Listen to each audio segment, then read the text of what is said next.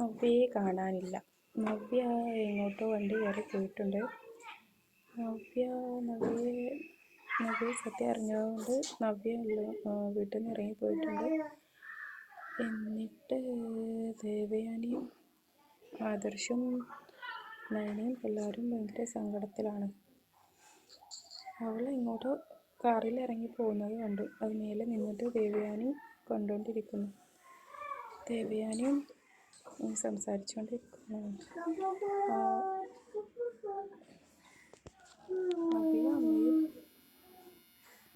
ദേവയാനി പറയുന്നു, അവളുടെ അമ്മ തന്നെയല്ലേ അവളോട് സത്യം പറഞ്ഞത്. അങ്ങനെ സത്യം പറയേണ്ടതില്ലായിരുന്നു. സത്യം പറഞ്ഞതുകൊണ്ടല്ലേ അവൾ ഇറങ്ങിപ്പോയത് ഒക്കെ പറയുന്നു. ഈ അമ്മയും കൂടി സംസാരിക്കുന്നുണ്ട്. ദേവയാനി അവരോട് ചോദിക്കുന്നു അവൾ എങ്ങോട്ടാണ് പോയതെന്ന്. അവൾ എങ്ങോട്ടാണ് പോയതെന്ന് ഞങ്ങൾക്കൊന്നും അറിയില്ലെന്ന് അബിയുടെ അമ്മ പറയുന്നു. അവൾ പോയതിൽ ഞങ്ങൾക്ക് സങ്കടമുണ്ട്. അവൾ കടുകയൊന്നും ചെയ്യാതിരുന്നാൽ മതിയായിരുന്നു എന്നൊക്കെ പറയുന്നുണ്ട്.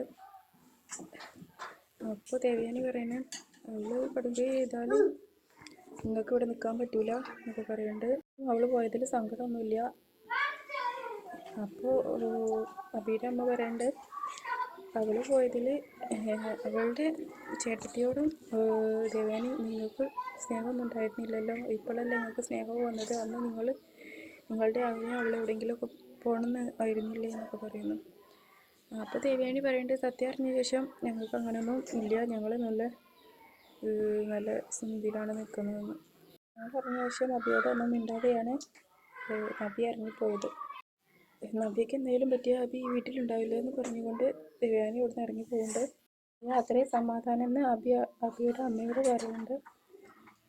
ദേവയാനി പിന്നെ ഫോൺ ചെയ്യുന്നു നയനയോട് പറയുന്നു നവ്യ വീട് വിട്ട് ഇറങ്ങിയെന്ന്. അപ്പോൾ നയനയും ആദർശം ഭയങ്കര സങ്കടത്തിൽ നിൽക്കുന്നു. എന്നിട്ട് അവർ സംസാരിക്കുന്നുണ്ട്. ചേച്ചി ഇവിടെ പോകുന്നു അറിയില്ല, ചേച്ചി എന്തെങ്കിലും ചെയ്യുമോ എന്ന് പറയില്ല. അപ്പോൾ ആദർശ് പറയുന്നു നിൻ്റെ അമ്മ എന്തിനാണ് അത് പറയാൻ നിന്നത്. അതുകൊണ്ടല്ലേ ഓൾ ഇറങ്ങിപ്പോയത്. ചേച്ചിയുടെ സ്വഭാവം നമുക്ക് അറിയാവുന്നതല്ല. പിന്നെ എന്തിനാ അങ്ങനെ പറയാതെ നമ്മളെ പോലും ഇത്രയും കാലമായിട്ട് പറഞ്ഞില്ലല്ലോ എന്നൊക്കെ പറയുന്നു. എന്നിട്ട് പിന്നെ നവ്യയുടെ വീടാണ് കാണിക്കുന്നത്. അവിടെ നന്ദു പോലീസ് യൂണിഫോമിൽ നിൽക്കുന്നു. അവരെല്ലാവരും കൂടി അവിടെ സംസാരിക്കാൻ ഇരിക്കുകയാണ്, അമ്മയൊക്കെ കൂടി. അപ്പോൾ അമ്മയും എല്ലാവരും കൂടി വഴക്ക് പറയുന്നു. നന്ദുവിൻ്റെ അച്ഛനും എല്ലാവരും അമ്മയെ വഴക്ക് പറയുന്നുണ്ട്. അവർ എന്തിനാ നിങ്ങൾ അമ്മയെ പറഞ്ഞത്, അമ്മയുടെ സ്വഭാവം അമ്മയ്ക്ക് അറിയുന്നതല്ലേ അങ്ങനെയൊക്കെ പറയുന്നു. അങ്ങനെ ദേഷ്യം പിടിക്കുന്നു. പിന്നെ എല്ലാവരും വിഷമിച്ചിരിക്കുന്നു. പെട്ടെന്നാണ് നന്ദുവിനൊരു കോള് വന്നിട്ട് നന്ദു നന്നായി പേടിക്കുന്നുണ്ട്. പേടിച്ചിട്ട് ഫോൺ കട്ട് ചെയ്തിട്ട് അവിടെ നിന്നൊന്നും പറയാതെ പോകുന്നു. എന്നിട്ട് പിന്നെ നവ്യ ഫോൺ ചെയ്യുന്നു മാനേജില്ല ആദർശിന് ഫോൺ ചെയ്യുന്നു. ഒരു ബോഡി കിട്ടിയിട്ടുണ്ടെന്ന് ഒരു വാർത്ത കിട്ടിയിട്ടുണ്ട്. അപ്പോൾ ആദർശം ഭയങ്കര പേടിക്കുന്നു. നയനയും ഭയങ്കര പേടിച്ച് നിൽക്കുന്നു. പിന്നെ കുറച്ച് കഴിഞ്ഞിട്ട് അബിയോട് അനി സംസാരിക്കുന്നുണ്ട്. നീ ആർക്കാണ് ഫോൺ വിളിക്കുന്നത്. നിനക്ക് അവൾ പോയതിൽ സങ്കടമൊന്നുമില്ല, എനിക്ക് സന്തോഷമാണ്. നീ മറ്റുള്ളവരെ സംസാരിച്ചുകൊണ്ടിരിക്കുകയാണല്ലേ, നിനക്ക് സങ്കടമൊന്നുമില്ലല്ലോ അപ്പോൾ പറഞ്ഞിട്ട് അവനെ വായിക്ക് പറയുന്നുണ്ട്.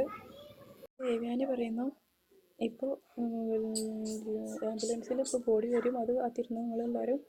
വെന്റിലേറ്ററിൽ പോകണ്ട എന്ന് പറഞ്ഞതിനല്ലേ ഓൾ ഇറങ്ങിപ്പോയത് അങ്ങനെയൊക്കെ പറയുന്നു. അനിയും വന്നിട്ട് എല്ലാവരും വായിക്ക് പറയുന്നു. അങ്ങനെയൊക്കെ ഉണ്ടാവുന്നു. അതാണ് ഇന്നത്തെ സ്റ്റോറി.